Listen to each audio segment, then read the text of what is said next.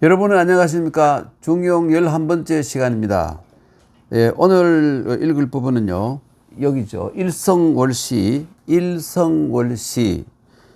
그 다음에 여러분 그 글자로는 그 보면 이미 기자에다가 이 품자로 쓰여 있죠. 그런데 이것을 이게 읽을 때는 휘름이라 읽어야 돼요. 이따가 설명을 드리죠. 휘름 칭사 소위권 백공야. 우선 요거부터 보겠습니다. 일성 날로 살피고 달로 시험하고 한 달쯤 되어서는 그 사람이 어느 정도 숙련되어 있는가를 시험을 하는 거예요. 숙련되어 있는 거. 그리고 이때 이 길은 말이죠. 발음이 비슷해서 이 글자를 썼는데 원래는 어떤 글자를 써야 되냐면 여기 여러분 여기 밥식자에다가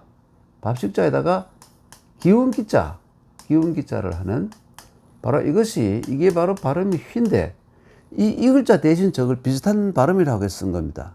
원래 이걸 써야 돼요. 이거 여기 밥식자가 들어있어서 의미를 대략 좀 짐작할 수 있죠. 그 다음에 여기 보면 이것은 발음 기억이 하지만 또 여기에 또 의미가 또 들어있어요. 네. 그래서 이게 결국은 이게 곡식이죠. 결국은 먹을 수 있는 곡식을 얘기하는 겁니다. 그 다음에 름자는 뭐냐면 실제로 름자는 이렇게 써야 돼요. 이렇게 하고 이래 하고 그 다음에 여기다가 밑에다가 벼화자를 넣어야 맞습니다. 그럼 이게 뭘까요? 이 창고예요. 창고. 이것을 이렇게 쓰기도 하는데 예, 이렇게 쓰기도 하는데 여기 있는 윗부분 있죠. 윗부분 요거나 이것이나 마찬가지입니다. 다 그 지붕과 지붕을 뜻하니까. 그 밑에 이거는 뭐냐면 위에서 본 모양인데 이렇게 곡식을 둥그렇게 쌓아놓은 모양이에요.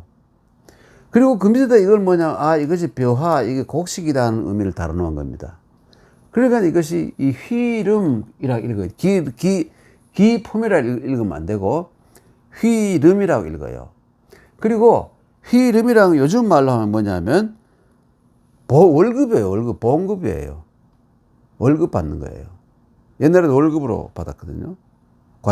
관리뿐만 아니라 이 국가에 소속된 공인들도. 그래서 칭사라는 것은 뭐냐면 자기가 했는 만큼 조금도 수탈을 당하지 않고 자기가 일한 만치의 그 공전이라고 할까요? 그걸 보수를 받는 거예요. 이게 바로 휘름 칭사. 그 날로 그 사람의 능력을 살피고 또 달마다 이 테스트를 해서 숙련되는 걸 보아서 정말 숙련이 잘 되고 하면 월급을 그 능력에 맞게 일하는 것과 맞게 주는 것이 바로 휘름 칭사예요. 이 시대에도 꼭 필요하죠. 열심히 일하는 사람이나 빙빙 놀던 사람이 월급을 똑같이 받는다는 것은 정말 그 열심히 일하는 사람의 그 의욕을 완전히 저상시키는 일이 되잖아요. 누가 열심히 하겠습니까? 누가? 그래 여러분 다 아시다시피 너무 단순화시켜서 미안합니다만은 이 사회주의 국가에서 열심히 일하는 사람이나 그냥 어물어물하는 사람은 월급이 똑같으니까 누가 열심히 일했습니까? 네. 그래서 보너스 이런 거 없어요. 그래서 사람들이 생산성이 아주 형편없이 떨어졌던 겁니다. 네. 중국도 그랬습니다. 저희들이 중국 처음에 다녔을 때 어떤 직업이나 월급이 거의 비슷하기 때문에 열심히 일하지 않았어요. 아주 유명한 꽁리 같은 유명한 배우도 일반 사람들하고 월급이 비슷했어요. 처음에는. 지금은 어마어마하게 차이 났지만 자본주의를 받아들이면서부터 달라졌지만. 그리고 백화점에 간 말이죠. 우선 빙빙 놀다가 그 백화점 종업원들이 사람이 오는 걸 싫어해요. 오면 자기가 판이라고 귀찮잖아요. 어서라 이런 거 없어요. 그냥 오면 할 수 없이 인상을 쓰면 나와가지고 뭐가 필요하냐고 이런 물어요. 필요하다 하잖아요. 그럼 꺼내가 집에 던져요. 그리고 기분 나쁘지만 사러 가서 받잖아요. 정말 겪은 겁니다. 그리고 돈을 거슬러 줄 때 집어 던져요. 경우에 따라 땅바닥에 떨어져서 죽기도 했습니다만은 이걸 도저히 상상할 수 없는 상황이죠. 왜 그러냐? 물건을 팔건 안 팔건 월급이 똑같으니까. 아주 단순한 얘기지만 정말로 이런 걸 이랬습니다. 그런데 그 자본주의를 받아들이고 일 많이 한 사람 월급을 더 주고 하니까 눈을 벌겋게 시퍼렇게가 열심히 일했잖아요. 예. 이게 바로 그 이 일성월시에서 휘름치잉사해라는 것이 원래 고대 중국의 그 공인들을 다루던 백공들을 다루던 기본 방법이었는데 사회주의를 하면서 이렇게 된 거예요. 그래서 여러분 정말 너무 그 단순하게 말씀드려 죄송합니다만은 사회주의를 하려면 최소한 현인들이 돼야 돼요. 현인들. 네 돈 내 돈 없이 돈 벌면 같이 쓰고 하는 그런 이 고귀한 품성을 가진 현인들이 돼야 돼요. 그래서 공산주의를 하려면 어떻게 됩니까? 공산주의를 하면서 현인을 단계에 넘어서서 성인, 모든 사람이 성인이 돼야 돼요. 모든 사람이 성인이 되어야 사회주의, 공산주의가 가능한 거예요. 물론 인류가 물질로부터 완전히 해방이 돼서 성인이 되었으면 누구나 다 성인이 되었으면 되고 정신적인 가치를 높이 치고 정신적 가치를 추구하는 그런 세상이 얼마나 좋겠습니까? 그래서 여러분 그 사회주의나 공산주의는 인간의 언젠가는 몇만 년 뒤가 될지 모르지만 물질로부터 완전히 해방이 되는 과학이 정말 참 어마무시하게 발전을 해서 이 물질적인 면에서 전혀 차별이 없는 시대가 되면 이 사회주의, 공산주의가 가능하죠. 그 휘름칭사 이것은 사회주의도 아니고 공산주의도 안 되는 거예요. 사회주의하고는 약간 가까운 면은 좀 있죠. 사회주의는 뭡니까? 자기 일에만 착취당하지 않고 받는다. 이는 또 그런 기본 의미가 있잖아요. 옆으로 좀 제가 잘 알지도 못하는 게 이런 경제에 대해서 사회 구조에 대해서 말씀을 드려서 죄송합니다만은 전혀 터무니없는 말은 아니잖아요. 그 일성월시 휘름칭사는 소위 권백공이야. 이 권은 권장한다는 말이죠. 힘나게 한다는 말입니다. 백공은 모든 공인들이에요. 모든 공인들. 뭘 만드는 사람, 뭐 하든, 공업에 해당되는, 모든, 건축, 이거 원래 원래 뜻은, 이 백공 가운데 공은 건축공이었어요. 건축공을 얘기했는데, 건축 노동자들을 얘기했는데, 의미가 확대돼서 모든 것을 만드는 사람들이 다 공인이 된 거예요. 그 다음에, 이 송왕영래 가선이 긍불능은 소위 유원이냐, 여기까지죠. 유원이냐. 그러니까 이건 뭐냐면, 가는 사람은, 송자는 뭐냐면, 야, 임마, 이래 하지 않고, 고향으로 편안히 들어가십시오. 아니면, 당신 나라로 편안히, 우리나라가 싫으니까 가는 거예요. 왔다가, 나는 한국 사람 할래요 하고, 월남 사람이나 혹은, 이 태국 사람이 왔다가, 사회가 어지럽고 시원찮고 마음에 안 들면 갈 수도 있잖아요. 그러면 편안히 가시라고 보내주는 것이 송왕이에요. 송왕이고요. 그 다음에 영례는 뭐냐면, 영은 환영하는 것이죠. 레는 오는 사람이 우리나라에, 여기 한국에 와서 좀 살아보겠다 하고 오는 사람들 있잖아요. 그러면 환영을 한다는 거죠. 이게 결국은 뭐냐면, 이주민들에 대한, 정책 중에 하나를 할 수 있겠죠. 그래서, 송왕, 영래. 그리고, 이 가선, 일을 잘하는 사람은, 야, 당신 정말 일을 열심히 잘하는구나 해서, 가라는 것은 뭐냐면, 칭찬해 주는 거예요. 이 좋을 가짜인데, 좋게 대해준다는 말, 뭐냐면, 칭찬해 준다는 말이고요. 긍불능은 뭐냐면, 어설프고 서툴러요. 그러면 일을 이따위밖에 못해? 이렇게 참 wal긴다든지 괴롭히는 게 아니라, 긍은 뭐냐면 연민의 정을 가지고 불쌍히 보고 그걸 이제 숙련되도록 도와주는 거. 이거 쉬운 일이 아니잖아요. 근데 우리나라에 그 외국인 노동자들 굉장히 많이 와 있잖아요. 그런 사람들을 가선이 긍불능하게 하면 그 사람들이 정말 열심히 일하고 정말 한국을 좋아하게 될 거예요. 그런데 이거 반대로 되면 어떡해요? 잘해도 혹시 이마가 이 월급을 더 달라 할까 싶어가지고 이 칭찬 안 해주고 너 뭐 그냥 보통이야 이 정도로 하고 또 시원찮은 사람은 말이죠 괴롭히고 말이죠. 이러면 이 정 떨어지겠죠. 그래서 우리나라 전체를 싫어하게 되는 거예요. 그러니까 가선이 긍불능해야 된다 이것이죠. 참 중요한 것 같습니다. 예. 그리고 소위 이것이 바로 이 소위는 방법이라는 뜻되니까 유는 뭡니까? 회유란 말이죠. 회라는 것은 감싸 안는 것이고 유는 부들부들하게 대해주는 거예요.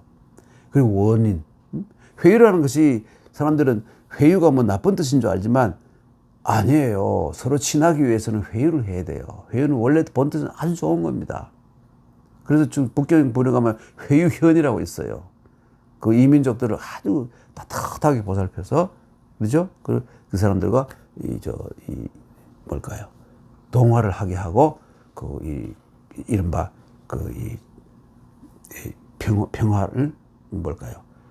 아주 좋은 관계가 되는 거. 그 회유현이라고 북경 부분이 있어요. 바로 이 유가 바로 회유 부드러운 유자 아닙니까? 원인들을 그렇죠? 멀리서 오는 사람들을 멀리서 오는 백성들을 회유하는 방법이다. 왜 특히 요즘 말하면 외국인 이주 노동자들을 얘기하는 거예요. 딱 맞는 말이잖아요. 이럴 때는 가선이 긍불능을 해야 된다. 조금 잘하면 야, 너 정말 잘한다고 칭찬해주고 못하는 사람은 잘하도록 기술을 가르쳐주고 꾸짖지 말고 더 격려해주고 이게 바로 가선이 긍불능입니다, 여러분. 네. 그리고 계절세 넘어갈까요? 네, 넘어갑니다. 네. 계절세 이거 안 지어지나?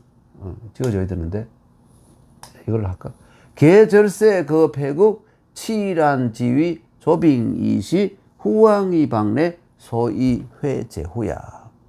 지금 이게 아주 고대 봉건시대 때 일을 얘기하기 때문에 뭐 제후가 나오고 하는데 얼마든지 이것을 다르게 이때는 이 제후라는 것은 요즘 치면 이웃나라 사람들 이웃나라 사람들이라고 하면 상당히 괜찮아. 우리나라 입장에서 본다면 특히 더 범위를 줄이면 동남아시아에서 오는 인력들 있잖아요. 이런 사람들이라고 생각하면 이 의미가 현실적인 의미도 있는 거예요. 자, 그럼 무엇이냐면 계절세. 좀 다른 얘기지만 이 세대가 끊어졌잖아요. 어떤 나라가. 그러면 그 세대를 계라는 것은 이어주고 지금 망했으니까 계속 망해가 아니고 이제 그럴까요? 그죠? 뭘까요? 대를 끊어지지 않게 여러 가지 방법을 써서 도와주고 이게 계절세고요. 그다음 폐국이라는 이 거랑은 든다는 말이니까 이게 흥하게 만든다 이런 말이에요. 흥하게 만든다. 이게 뭐냐면 망한 나라, 작은 나라 가운데 망한 곳 있잖아요. 망한 거. 이게 만약 이게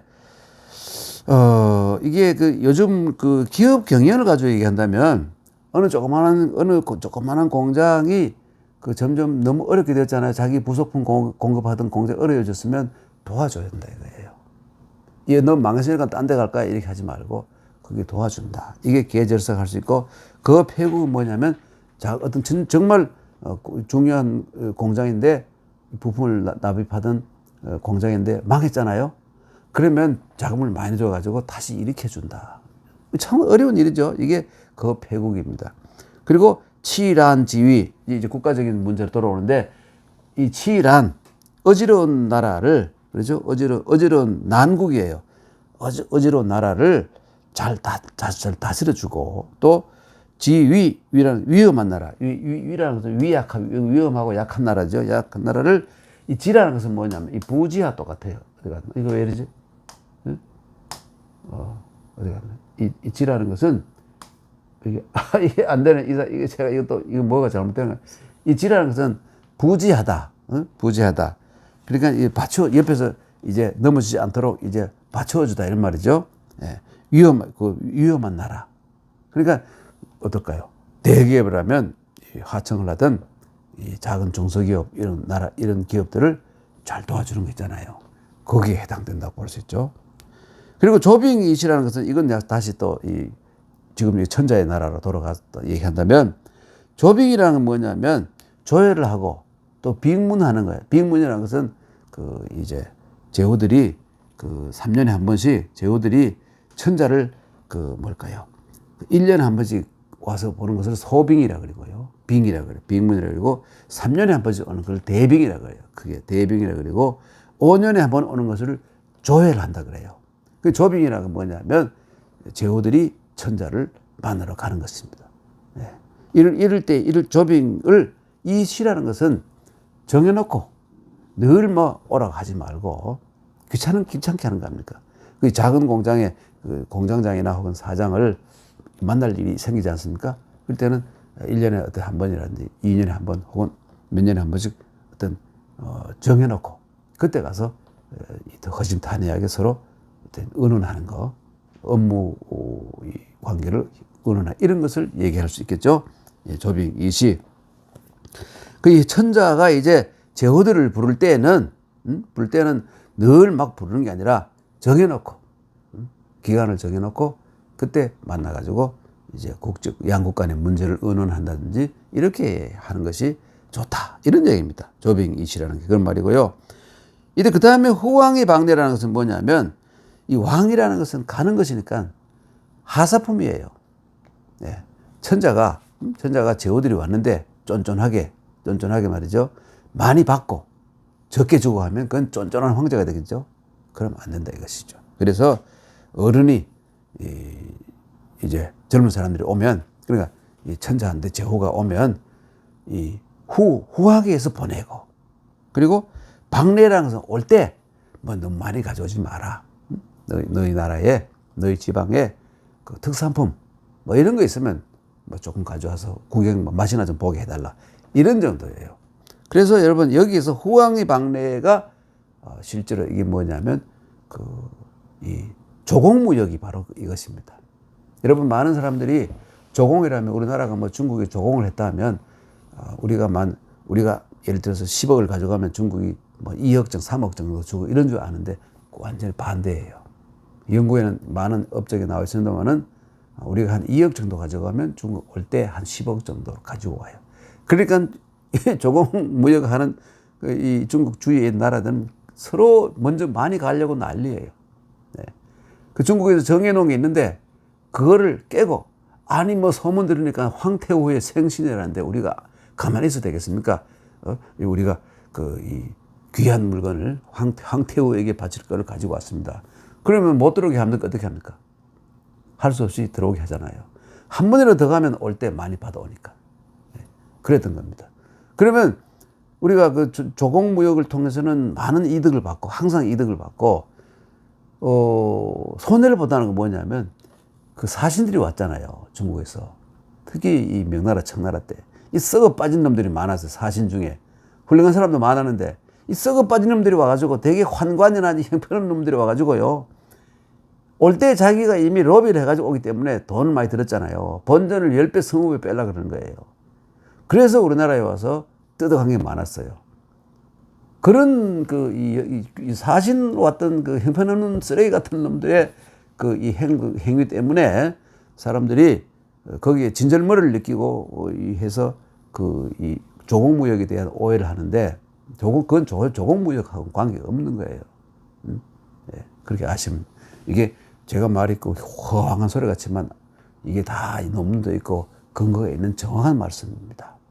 조공무역을 서로 가려고 우리뿐만 아니라 동남아시아는 여러 나라들도 월남이라든지 뭐 버마, 태국 이런 데서도 한 번이라도 더 가려고 노력했어요. 가면 천자가 체면이 있죠. 체면이. 한 5억 원씩 받았다면 어떻게 되겠어요? 최소한 10억 원어치 돌려보내줘야 되지 않겠습니까? 그렇지 않아요? 그 예를 들어 보십시오. 동생 집에서 큰형님 집에 되게 옛날에 그 조선 후기 되면 큰 집이 제일 잘 살았어요. 네. 종법 사회가 실현되고부터는 종가가 큰 집이 제일 잘 살았어요. 저 멀리 구석에 살던 못 살던 동생이 하나가 배추라도 몇 개 들고 왔다 하면 갈 때 어떻게 해야 되겠어요?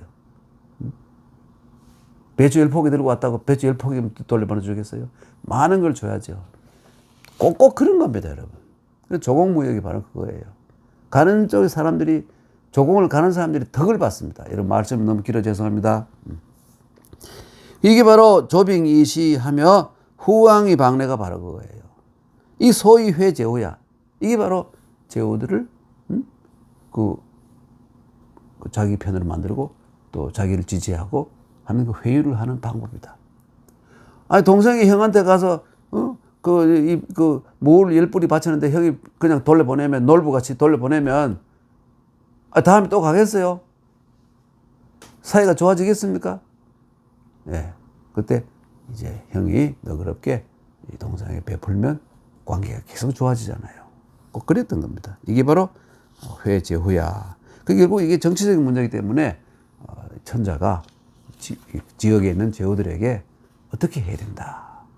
이 사실 이게 원체는, 이 전체는 중국 안에서, 이게 전국시대 때의 그 기록이기 때문에 중국 안에서 주나라 혹은 더 낮춘다면 진나라 있잖아요. 그 주나라나 진나라 같이 천하를 통일하고 있는 나라 국가들의 밑에 있던 수많은 제후국들과의 관계를 어떻게 하느냐, 이 문제를 다루는 겁니다.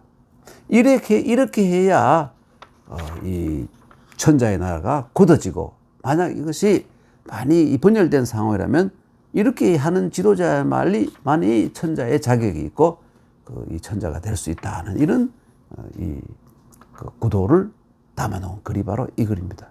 굉장히 중요하죠. 그 제명성복 비례부동 소위 수시냐. 그 천자는 이래야 된단 말이죠. 거참원색 천하의 귀덕 소위 권현냐. 이렇게 해야 그 훌륭한 인재들이 자기를 지지하게 된단 말이죠. 그리고 존기위, 그렇죠? 그 존기위, 아까 우리가 다 읽었던 거 아닙니까? 존기위, 중기록, 동기호호, 이렇게 하는 것이 권친치냐, 친척들을 다루는 방법이고, 관성임사, 소위 권대시냐, 다 했었죠. 충신중록, 소위 권사야, 그 하부 관리들, 그리고 시사방념은 소위 권백성이야. 백성들에게는 시사방념해야 된다. 그리고 오늘 해는 일성월시는 일성월시하고 휘름칭사, 이것이 소위 권백공이야. 그리고 송황영래 가선의 긍불릉, 이것이 소위 유원이냐. 그리고 계절세 그 배국 칠한지위 조빙이시 후왕이 방래, 이것이 제후들을 다스리는 방법이다. 이런 겁니다. 정치론이죠, 전부 다. 넘어가겠습니다. 그래서 범위 천하 국가 유국영, 그러니까 이 천하와 국가를 다스리는 방법이 천하의 수많은 국가들을 다스리는 제후국들이죠. 그 가는 보면 그 제후들 밑에 있던 대신들이에요. 그러니까 이 천하 국가를 다스리는 데는 9가지 경, 이 경이라는 게 뭐냐면 기본 원리, 9가지 기본 원리가 있는데, 소위 행지자, 그것을 행하는 방법은 하나다. 일이야. 한 가지다. 한 가지가 뭐냐면 이것입니다. 이 글씨가 잘 안 써요. 웬일이지? 잘 안 써져. 성. 그래서 중용은 성의 철학이라 그런 거예요. 이 9가지를 관통하는 것이 뭐냐? 성실해. 이 성자는요, 다른 글자가 바로 가장 가까운 글자가 신자입니다. 성자와 가장 가까운 글자, 이게 뭐 형제나 마찬가지로 가장 가까운, 쌍둥이나 마찬가지 글자가 바로 신자예요. 성신. 신용이죠. 사람이 성을 다하게 되면 그 사람은 신용이 있는 사람이 되잖아요. 남들이 다 믿고 의지하고 그러잖아요. 그래서 성과 신, 이것이 바로 동전의 양면이구나 하는 것을 알 수가 있죠. 그 다음 넘어가겠습니다.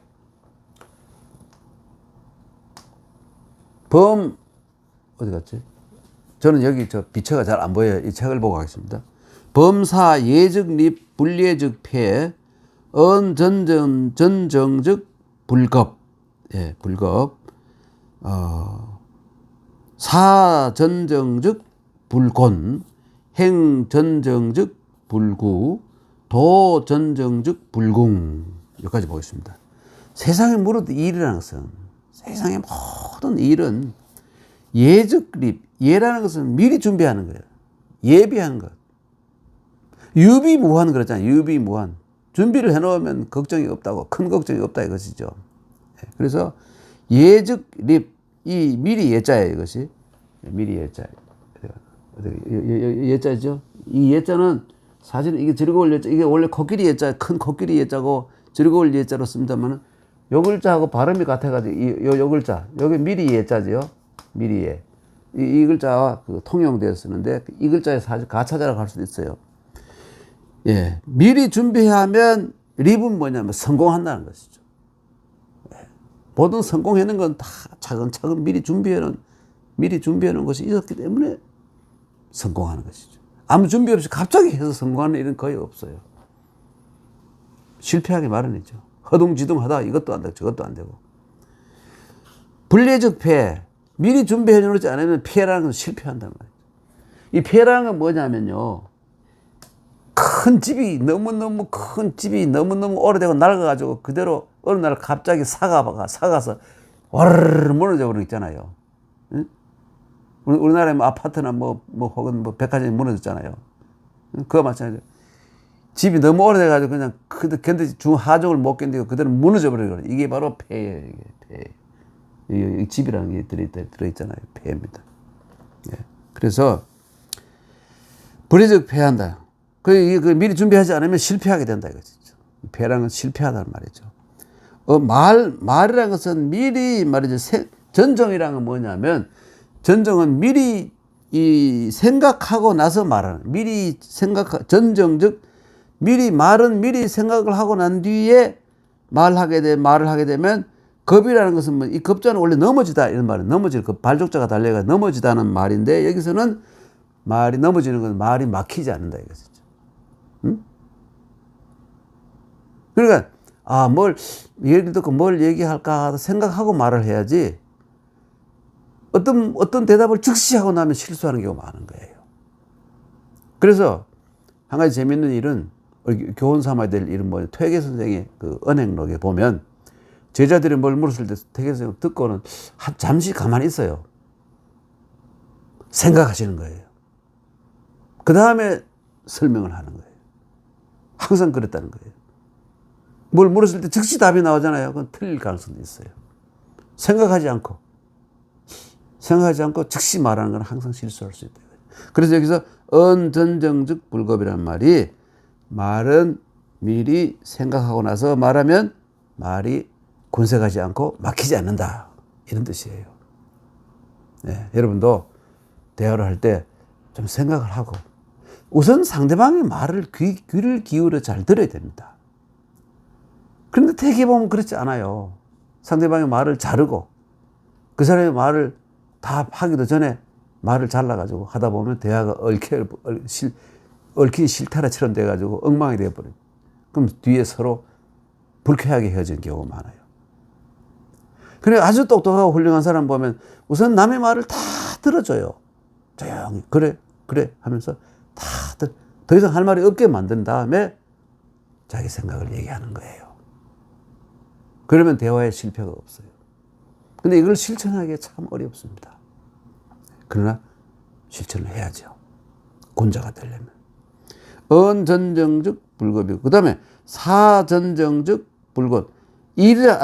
똑같은 동어 반복이죠. 일이라는 것은 미리 준비해 놓으면 미리 어떻게 하겠다고 정해 놓으면 그렇죠? 미리 프로그램을 이미 다 정해 놓으면 불곤이라는 것은 뭐냐면 곤궁해져서 일을 당해가지고 허둥지둥 말이죠. 일이 엉망이 되고 말이죠. 일이 비틀어지고 뒤틀리고 엉망되는 거 이런 일이 없다 이것이죠. 네. 그러니까 임시로 그 당시가 되어가지고 일을 시작해가지고 일이 허둥지둥하고 엉망진창이 되는 이런 일이 곤궁이죠. 곤궁한 일이 없게 된다 이것이죠. 참 중요한 말들이죠. 행전정즉 불구. 가는 것도 미리 어디를 간다 하고 말하고 연락하고 가게 되면 이 불구라는 것은 구라는 건 헛걸음 하는 거예요. 네, 헛걸음 하지 않는 거예요. 여러분 준비 안 하고 괜히 갑자기 기분 내켜서 갔다가 보면 가보이 친구가 없고 뭐 어떤 일이 이런 것도 많잖아요. 그래서 이런 것은 헛걸음하는 경우가 많은데 미리 다 얘기하고 통보해놓고 이렇게 하게 되면 헛걸음하는 실수하는 일이 없다 이것이죠. 그다음 도전정적 불군. 이 도라는 것은 세상의 모든 일도 아까 사람 마찬가지 범위가 좀 더 커요. 세상의 모든 이 일들은 미리 정해 놓으면 공이라는 것은 공공한 것이니까 막히는 일이 없다, 어려운 일이 없다 이런 말이에요. 다 같은 동어 반복이죠. 다 여러분 뭐 더 길게 설명하지 않아도 다 이해가 됩니다. 그래 아까 이 구자는 여기 구자 있잖아요. 이 구자 이것은 아주 오래된 병, 숙질이라 그러죠. 오래된 병, 혹은 고통, 걱정 이런 거예요. 이런 걸 이 구자가 들어있잖아요. 오래된 병이잖아요. 이 옆에 있는 게 병이고요. 오래된 병이란 말이잖아요.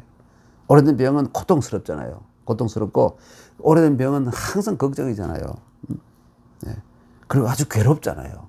그래서 행전정적 그러니까 행동하는 것도 미리 정해놓은 대로 행동을 하게 되면 쓸데없는 수고, 노고, 고통 이런 것이 없다 이것이죠.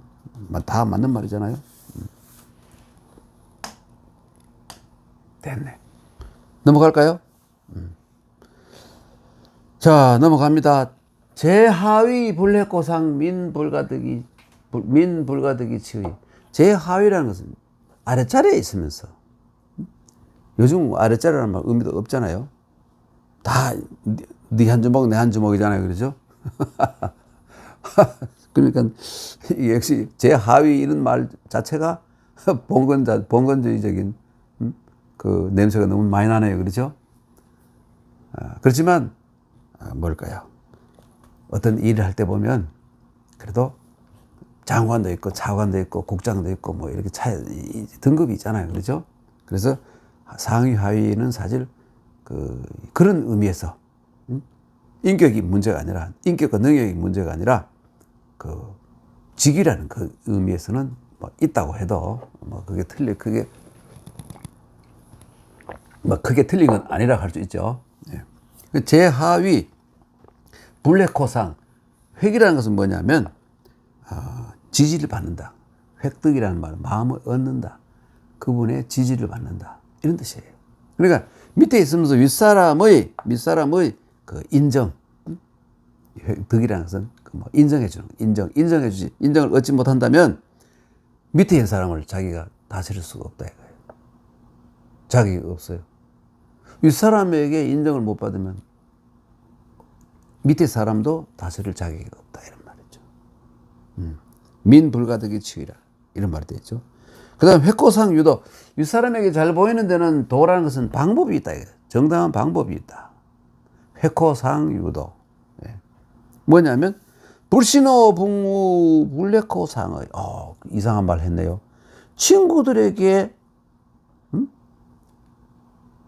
신임을 못 받으면 그 사람은 윗사람에게 인정을 받을 수가 없다.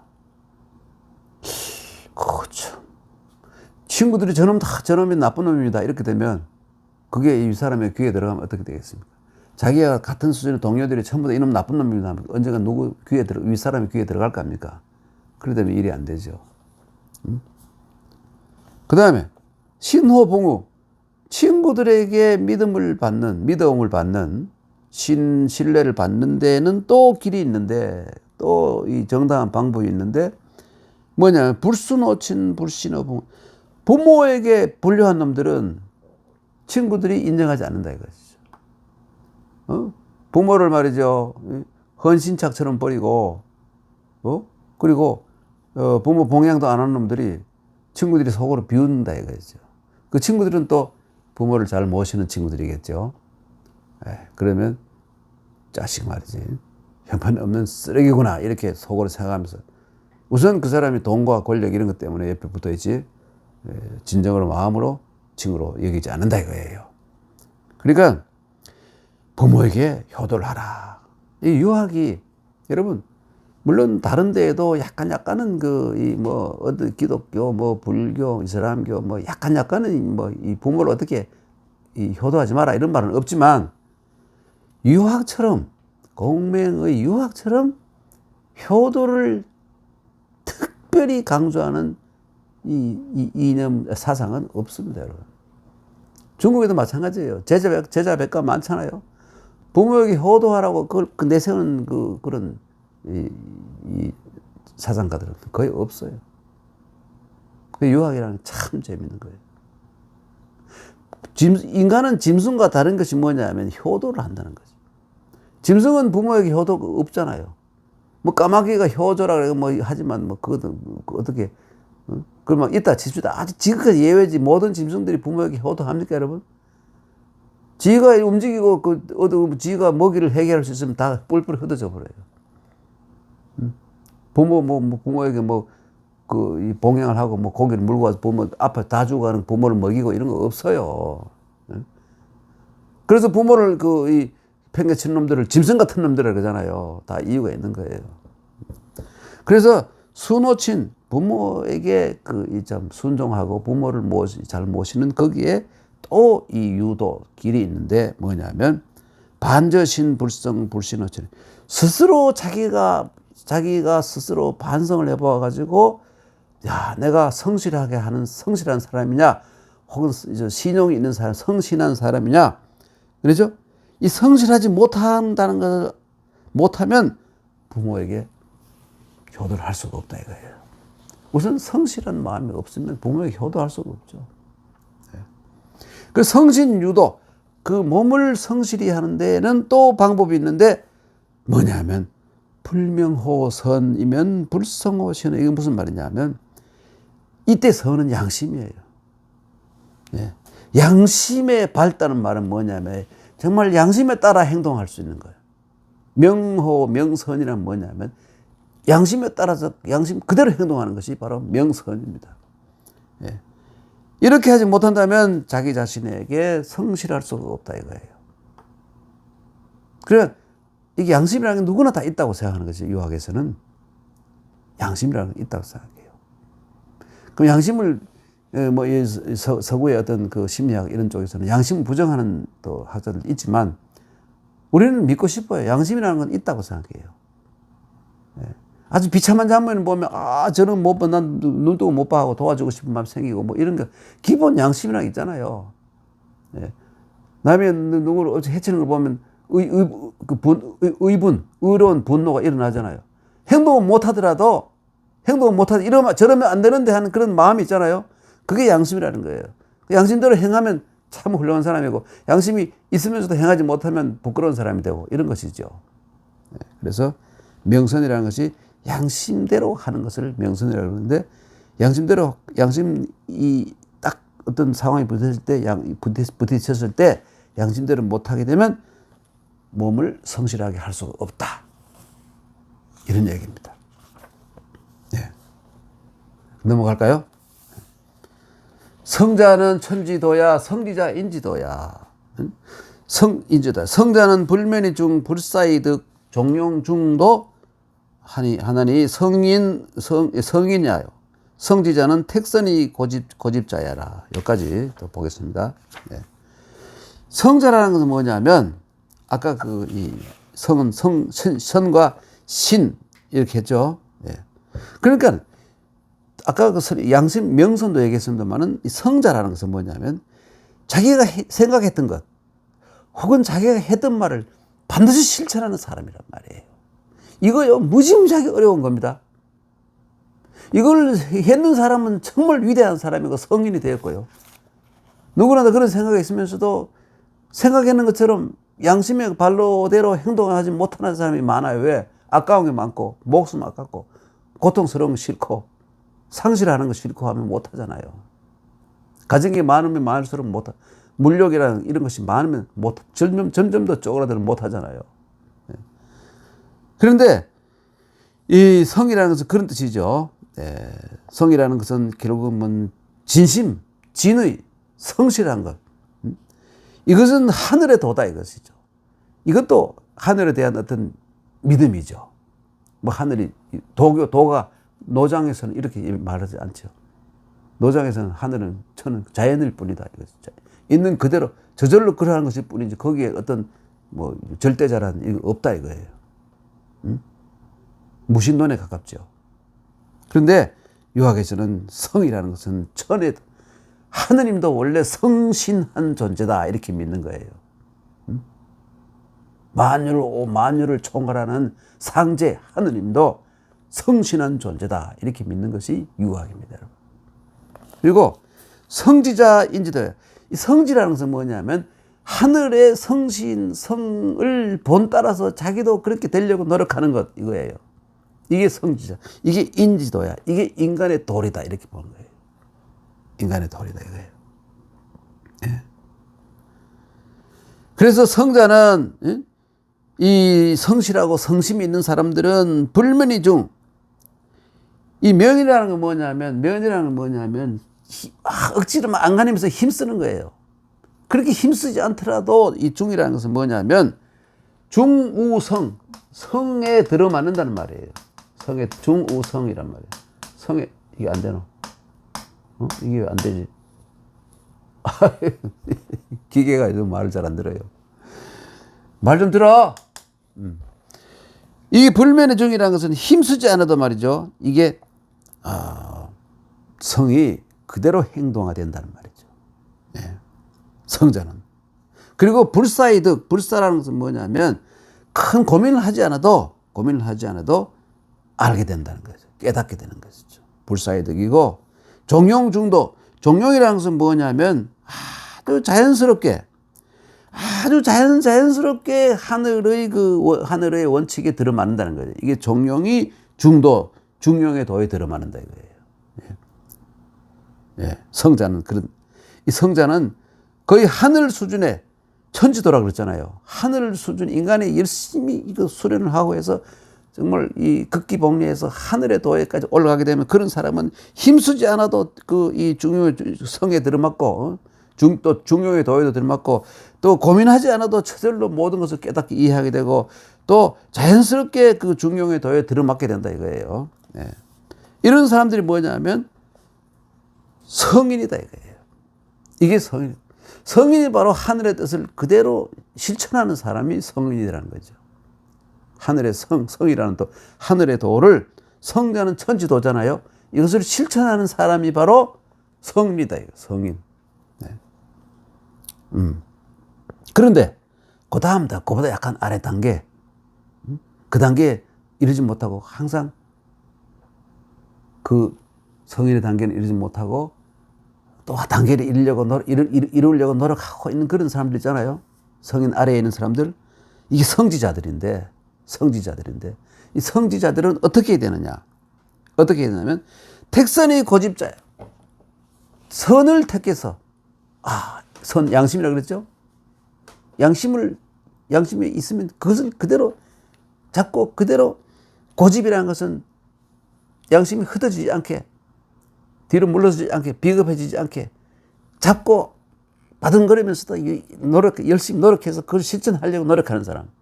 이게 택선 고집이에요.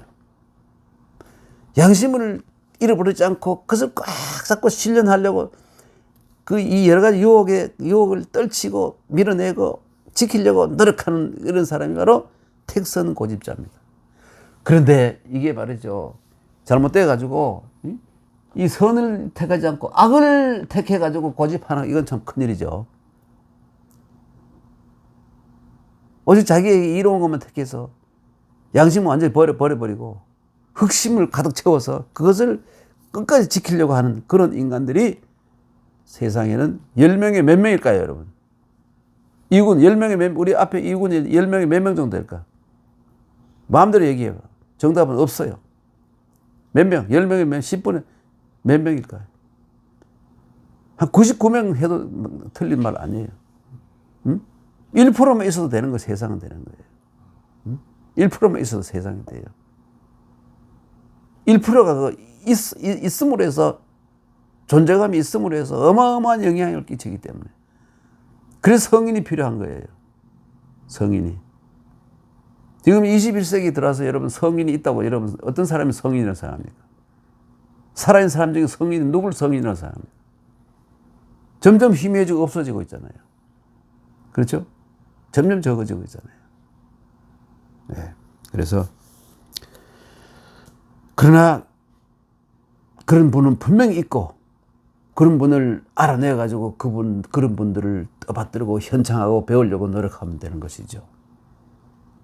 그런 분이 반드시 종교계에만 있다고 할 수는 없어요. 물론 종교계에 있을 가능성이 많지만 제일 크지만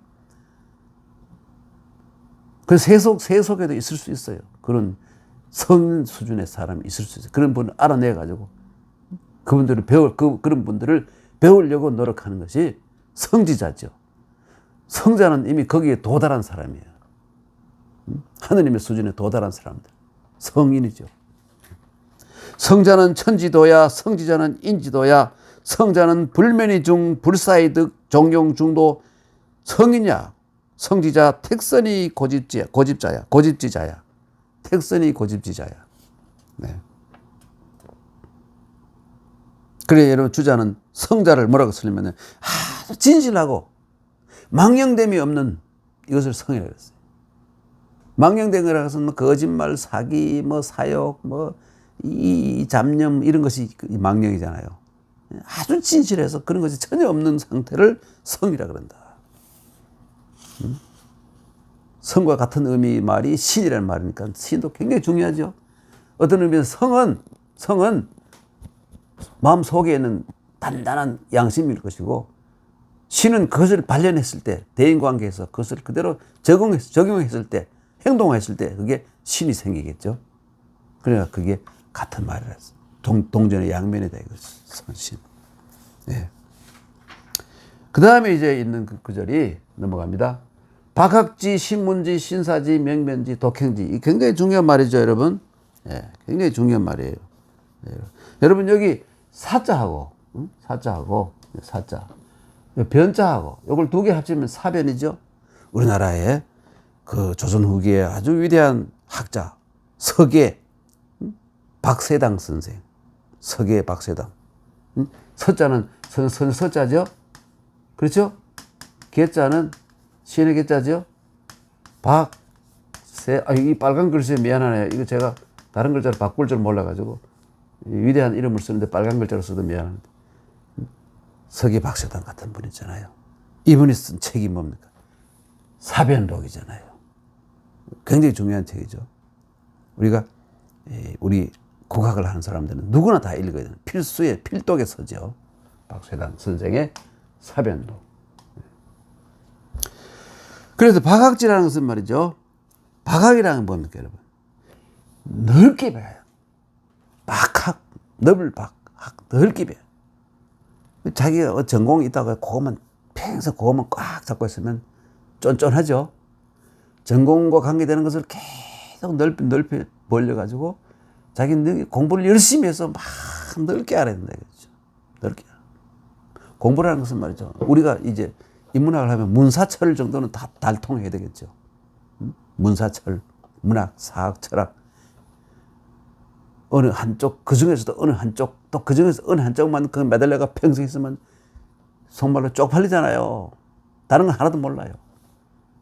그건 아주 전문인이 되어야죠. 그건 이 학자가 아니죠, 사실은. 네. 박학해야 된다 이거죠. 박학. 넓게 배워야 된다. 배울 게 얼마나 많습니까? 그런데 이거를 장사는 그걸 부정하잖아요. 장사는 뭐라고 그랬습니까? 우리 삶이라는 것은 한계가 있지 않느냐. 80년 살고 100년 살고 한계가 있는데 우리 삶이라는 건 한계가 있지만 우리 인간이 쌓아놓은 지식이라는 건 한계가 없다. 무시무시하게 넓고 많다.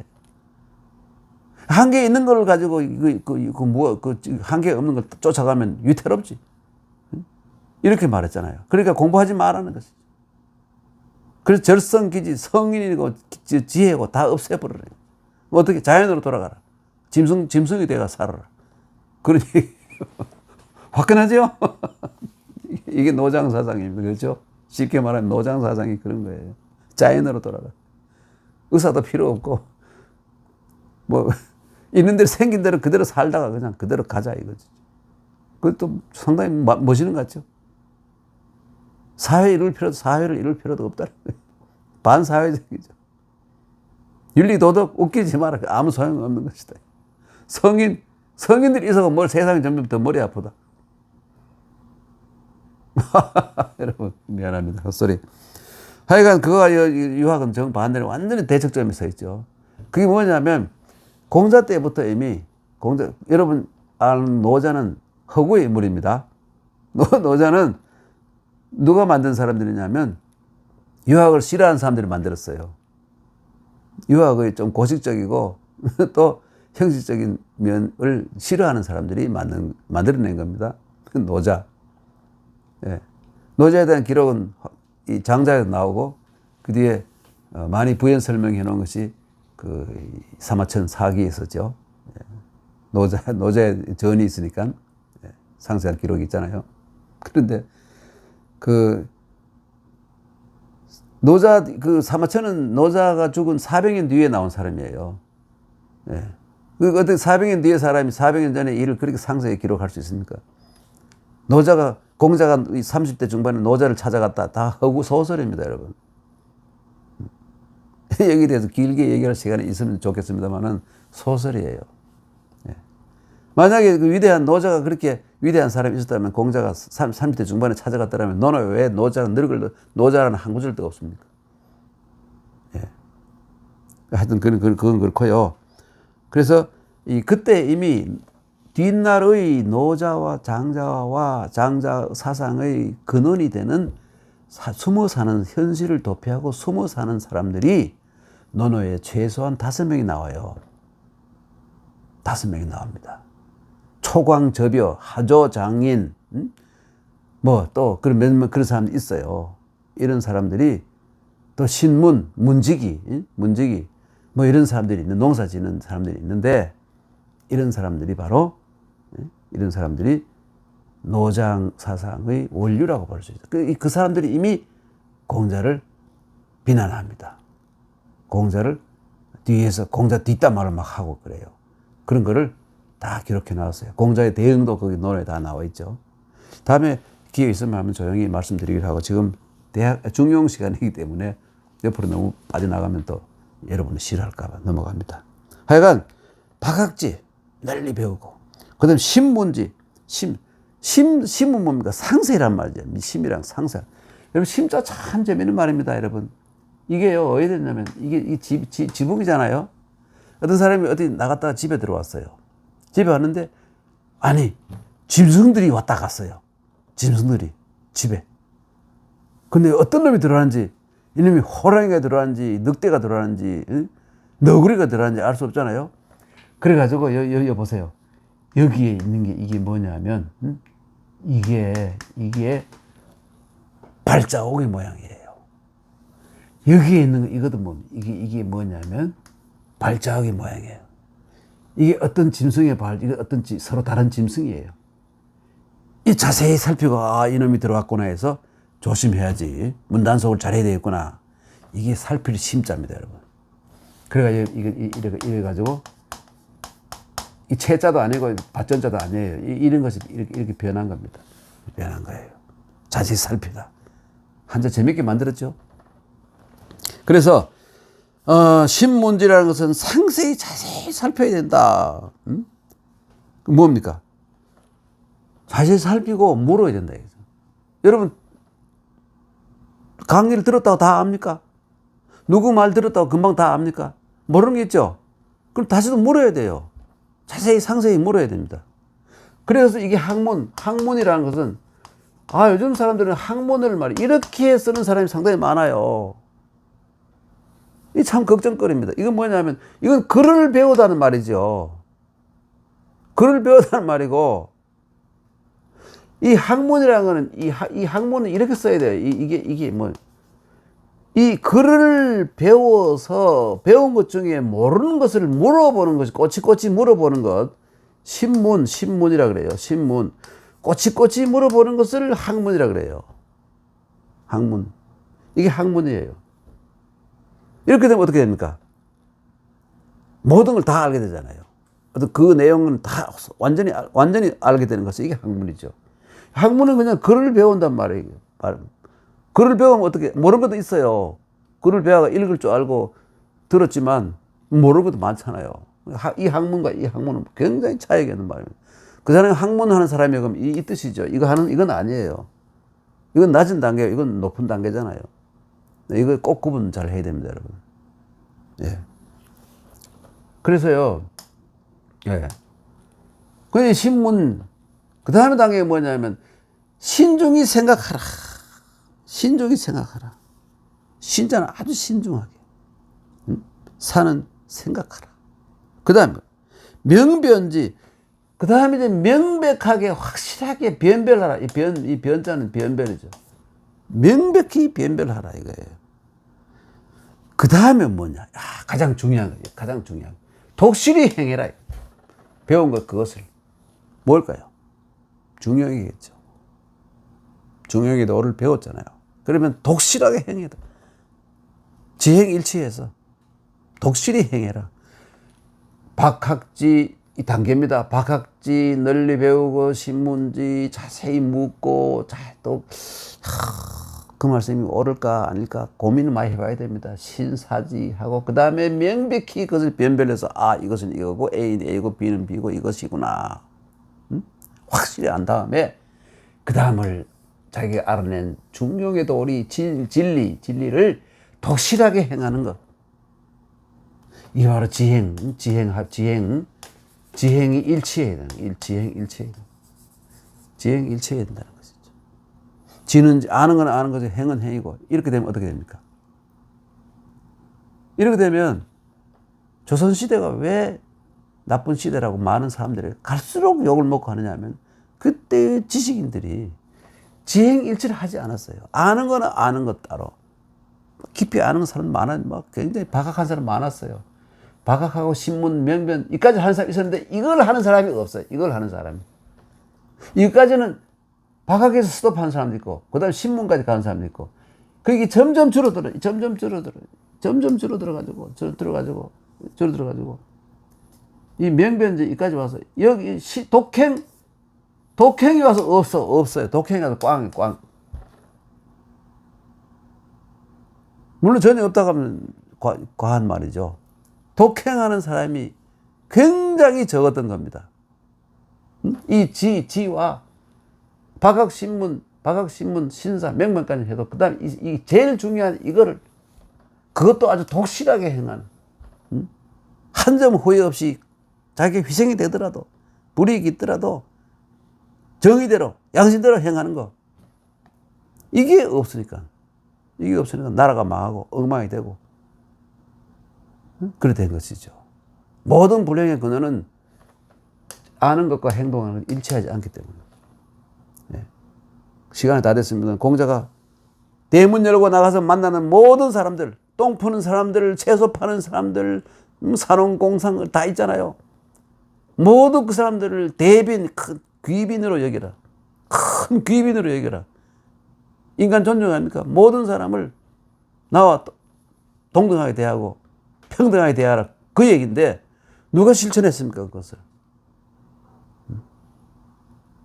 아무리 요즘 여러분 이런저런 역사학자들이 밝혀내고 줄이고 해서 하더라도 이 노비가 조선시대에 최소한 30-40% 넘었잖아요. 국민의 30-40%가 노비인 나라가 전 세계에 어디 있습니까, 여러분? 그것이 문제 제기됐지만 그거를 참 이 독행 목숨을 내놓고 부딪혀가지고 노비제도 이걸 없애야 된다고 주장하는 사람은 몇이나 있었습니까, 여러분? 생각해 보십시오. 예.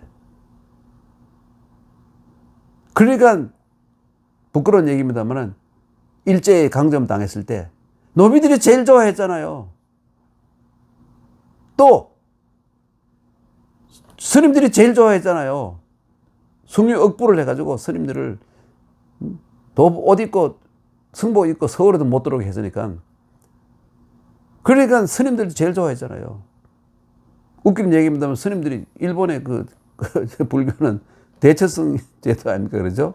그래서 태고종, 지금 태고종으로 남아있는 결혼도 시켜줬잖아요. 얼마나 좋아요. 스님들이 좋아했잖아요. 그리고 절 주위에 있는 땅들도 다 그 절에 다 줘버렸어요. 그렇죠? 절은 엄청난 부자가 됐잖아요. 전부 다. 옆으로 좀 나가서 죄송합니다만은 이게 안 됐단 말이에요. 이게 독행이라는 게 이게 안 됐어요. 이까지 오면 뭐합니까? 여기서 이걸 안 하면 아무것도 아니에요. 아무 의미가 없어요. 지혜에 그치고 말아 행위 없어요. 여러분도 지금 정말 깨달았고 이렇게 해야 되겠다 느꼈으면 즉시 행으로 옮겨야 됩니다. 명변하고 난 다음에. 근데 명변도 하지 않고 하면 이것도 문제가 생기는 명변까지 하고 확실한 확신이 있었을 때 양심의 그 보름에 이것은 응하는 것이다. 이렇게 생각했으면 행으로 가요. 네, 오늘 여기까지 하겠습니다. 여러분 시간이 됐네요. 다음 시간에 뵙겠습니다. 안녕히 계십시오.